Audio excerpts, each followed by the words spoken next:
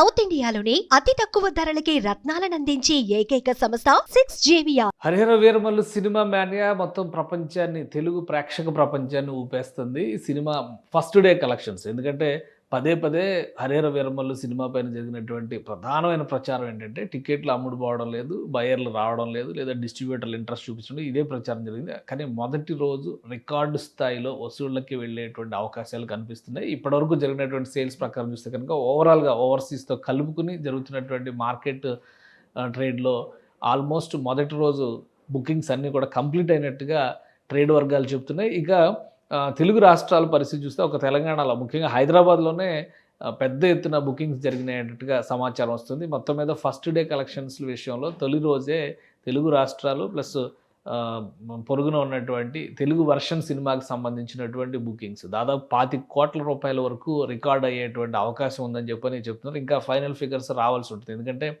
300 సిటీల్లో 1100 షోలు వేయడానికి మొత్తం ప్రణాళికని సిద్ధం చేశారు. దీనిలో భాగంగా బెంగళూరులో పెద్ద ఎత్తున ఫస్ట్ డేకి దాదాపు 6 కోట్ల రూపాయల వరకు వసూలు చేస్తుందని చెప్పని, బెంగళూరులో ఫస్ట్ డేకి 1 కోటి రూపాయల వరకు వసూలు చేస్తుందని చెప్పని ఒక అంచనా వేస్తున్నారు. ఇక తెలుగు రాష్ట్రాల పరిస్థితి చూస్తే కనుక 6 కోట్ల రూపాయల వరకు వసూళ్లకు వెళ్ళేటువంటి అవకాశం ఉంటుందని చెప్పని చెప్తున్నారు. మొత్తంగా థియేటర్లకి సంబంధించి జరిగేటువంటి సేల్స్ విషయం, టికెట్ సేల్స్ విషయంలో చూస్తే కనుక 25 కోట్లకు రీచ్ అవుద్ది ఫస్ట్ డే. ప్రపంచవ్యాప్తంగా జరిగేటువంటి టికెట్ బుకింగ్స్ని ఆధారంగా చూస్తే కనుక 25 కోట్లకు రీచ్ అయ్యేటువంటి అవకాశం ఉంటుందని చెప్పని అంచనా వేస్తున్నారు. అంటే ఇప్పటివరకు టికెట్స్ అసలు అమ్ముడు కావడం లేదు అని ప్రచారం చేసిన వాళ్ళందరూ కూడా నోరు మూసే స్థాయిలో హరిహర వీరమల్లు సినిమా ట్రేడ్ని కబ్జా చేయబోతుంది అనేటువంటి సంకేతాలు అయితే చాలా స్పష్టంగా ఇచ్చింది. ముఖ్యంగా పవన్ కళ్యాణ్ ఎంటర్ కావడం, ప్రీ రిలీజ్ ఫంక్షన్, దాని ముందర జరిగినటువంటి ప్రెస్ మీటు, అలానే నేషనల్ మీడియాతో కూడా పవన్ కళ్యాణ్ మాట్లాడినటువంటి విధానం ఒక విధంగా సినిమాకి సంబంధించి హైప్ క్రియేట్ చేసింది.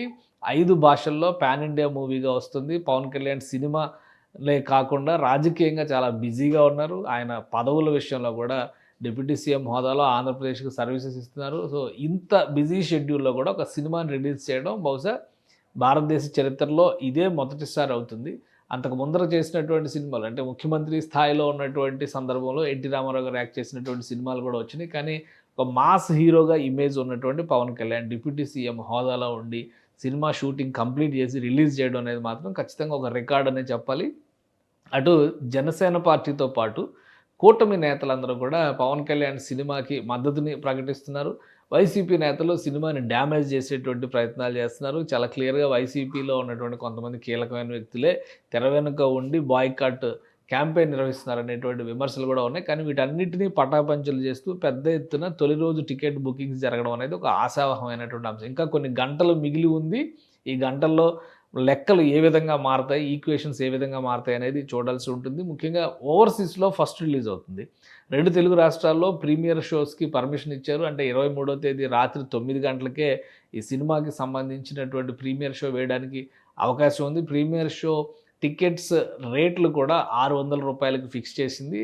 దానికి తగ్గట్టుగానే డిస్ట్రిబ్యూటర్లు కానీ, బయర్లు కానీ, ప్రొడ్యూసర్కి సంబంధించినటువంటి టీమ్స్ కానీ వీళ్ళందరూ కూడా ప్రణాళికలను సిద్ధం చేసుకున్నారు. అలానే మొదటి 10 రోజులకి 2 తెలుగు రాష్ట్రాల్లో కూడా టికెట్ల ధర పెంపుకు సంబంధించి కూడా ప్రభుత్వాలు క్లియరెన్స్ ఇచ్చినాయి. కాబట్టి పెద్ద ఎత్తున పాజిటివ్ టాక్ రాగానే పెద్ద ఎత్తున ఈ టికెట్ల అమ్మకాలు మరింత పెరుగుతాయనేటువంటి అంచనా వేస్తున్నారు. మొదటి రోజు కలెక్షన్స్ని బట్టి, మొదటి రోజు టాక్ని బట్టి చూస్తే కనుక రాబోయే 10 రోజుల్లో రికార్డులు సృష్టించడం ఖాయం అనేటువంటి ధీమాతో అటు జనసేన నాయకులు కానీ, పవన్ కళ్యాణ్ ఫ్యాన్స్ కానీ ఉన్నారు. సో ఇప్పటివరకు బయ్యర్లు లేరు, టికెట్లు సేల్స్ కావట్లేదు, అందుకే వాయిదా పడుతుందని ప్రచారం చేసేటువంటి వాళ్ళందరూ నోరు మూసే విధంగా హరిహర వీరమల్లు ట్రేడ్ వర్గాల అంచనాలకు అందని విధంగా ముందుకు సాగుతోంది అనేటువంటి సంకేతాలు అయితే స్పష్టంగా వస్తున్నాయి. సుమన్ టీవీలో మీ పర్సనల్ అండ్ బిజినెస్ ప్రమోషన్స్ కోసం కింది నెంబర్కి కాంటాక్ట్ చేయండి.